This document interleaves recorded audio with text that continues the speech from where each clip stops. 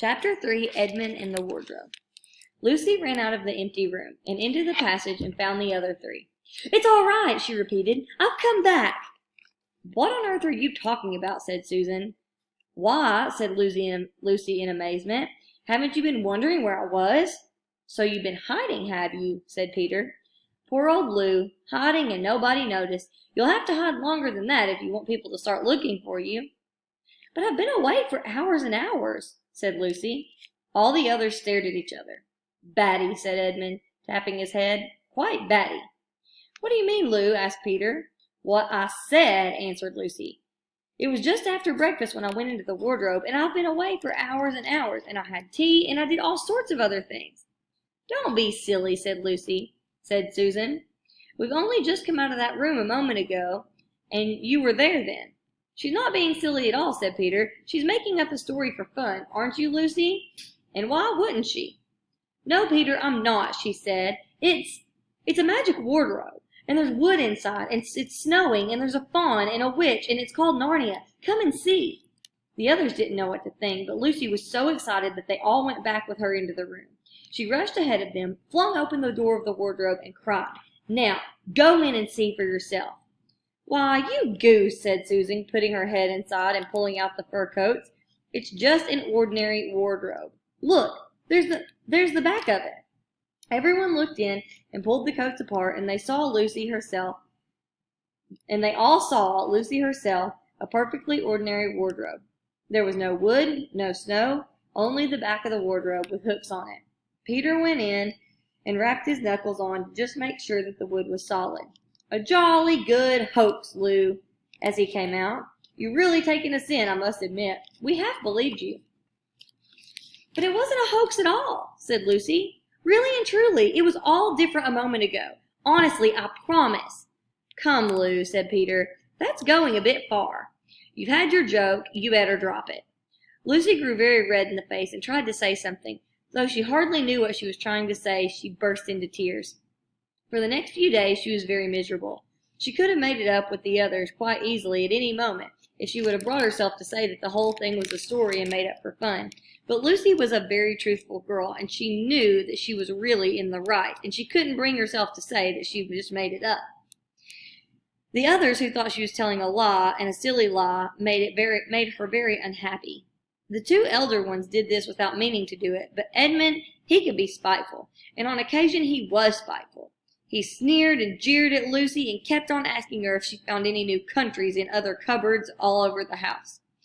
Which made it worse was that the days ought to have been delightful. The weather was fine, and they were outdoors all morning to night, bathing, fishing, climbing trees, and laying in the heather. But Lucy couldn't properly enjoy any of it, and so the things went on until the next wet day. That day, when it came to the afternoon, there was still no sign of a break in the weather. They decided to play hide and seek. Susan was it. As soon as the others scattered, Lucy went to the room where the wardrobe was. She didn't mean to hide in the wardrobe, because she knew it would only set the others talking again about the whole business. But she did want to have one more look inside, for by this time she was beginning to wonder herself whether Narnia and the faun had all been a dream. The house was so large and complicated and full of hidden places, she thought that she would have one time to look in the wardrobe and then hide somewhere else. But as soon as she reached in, she heard steps in the passage outside, and there was nothing for her but to jump in the wardrobe and to hold the door closed behind her. She didn't shut it properly because she knew that it's very silly to shut oneself in a wardrobe, even if it is a magic one. Now, the steps she heard were those of Edmund. He came into the room just in time to see Lucy vanishing into the wardrobe. He at once decided to get in it himself, not because he thought it was a good place to hide, but because he wanted to go on teasing her about this imaginary country she saw. He opened the door, and there were coats hanging up as usual, and a smell of mothballs, and darkness and silence, and no sign of Lucy. "She thinks I'm Susan to come catch her," said Edmund to himself, "so she's keeping very quiet at the back." He jumped in, shut the door, forgetting that it was a foolish thing to do, and he began feeling about for Lucy in the dark. He had expected to find her in a few seconds, and he was surprised when he did not. He decided to open the door again and let in some light, but he could not find the door either. He didn't like this at all, and he began groping wildly in every direction. He even shouted, "Lucy! Lou! Where are you? I know you're in here!" There was no answer, and Edmund noticed that his own voice had a curious sound.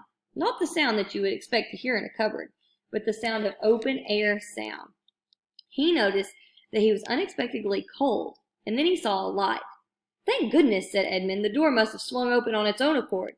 He forgot all about Lucy, went towards the light, and he thought he opened the door of the wardrobe.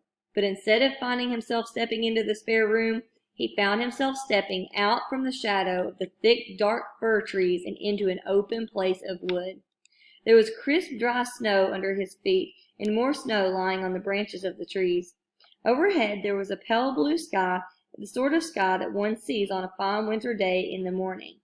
Straight ahead of him he saw between the trees the sun, just rising, very red and clear. Everything was perfectly still, as if he were the only living creature in that country. There was not even a robin or a squirrel among the trees, and the wood stretched for as far as he could see in every direction. He shivered. He now remembered that he had been looking for Lucy, and also how unpleasant he had been to her about this imaginary country, which now turned out not to be imaginary at all. He thought that she must be somewhere close, so he shouted, "Lucy! Lucy! I'm here too!" There was no answer. "She's angry about the things I've said lately," thought Edmund, and she also did not like to admit that he had been wrong. He didn't like being alone in this strange, cold place, so he shouted again, "I say, Lou, I'm sorry I didn't believe you. I see now that you were right all along. Do come out. Make it a Pax." There was no answer. "Just like a girl," said Edmund to himself, sulking somewhere, "and he won't accept an apology." He looked around and decided that he didn't like this place, and he made up his mind to go home, when he heard, very far off in the woods, the sound of bells. He listened as the sound came nearer and nearer, and at last there was swept into a sledge drawn by 2 reindeer. The reindeer were about the size of the Shetland ponies, and their hair was so white that even the snow hardly looked white compared to them. Their branching horns were glided and shone like something on fire when the sunrise caught them. Their harness of scarlet leather were covered with bells. On the sledge, driving the reindeer, sat a fat dwarf who would have been 3 feet high if he had been standing. He was dressed in polar bear's fur, and on his head he wore a red hood with long gold tassels hanging down in point. His huge beard covered to his knees and served him as a rug. Behind him, on a much higher seat in the middle of the sledge, sat a very different person, a great lady, taller than any woman that Edmund had ever seen. She was also covered in white fur up to her throat, and held a long, straight golden wand in her right hand, and wore a golden crown on her head. Her face was white, not really pale, but white like snow, or porcelain, or ice sugar, except for her very red mouth. It was a beautiful face in other respects, but proud and cold and stern. The sledge was a fine sight as it came sweeping towards Edmund, with the bells jingling, and the dwarf cracking his whip, and the snow flying up on each side. "Stop!" said the lady. The dwarf pulled the reindeer so sharp that they almost sat down. Then they recovered themselves and stood chomping their bits and blowing. In the frosty air, the breath coming out of the nostrils looked like smoke. "And what, pray, are you?" said the lady, looking at Edmund. My name's Edmund," said Edmund, really awkwardly. He didn't like the way she looked at him. The lady frowned. "Is that how you address a queen?" she asked, looking sterner than ever. "I beg your pardon, your majesty. I didn't know that you—" said Edmund. "Not now," said the Queen of Narnia. She cried, "Ha! You shall know us better. But, I repeat, what are you?" "Please, your majesty," said Edmund, "I don't know what you mean. I'm at school, at least I was, but it's the holiday now. I'm not really sure how to answer your question," said Edmund.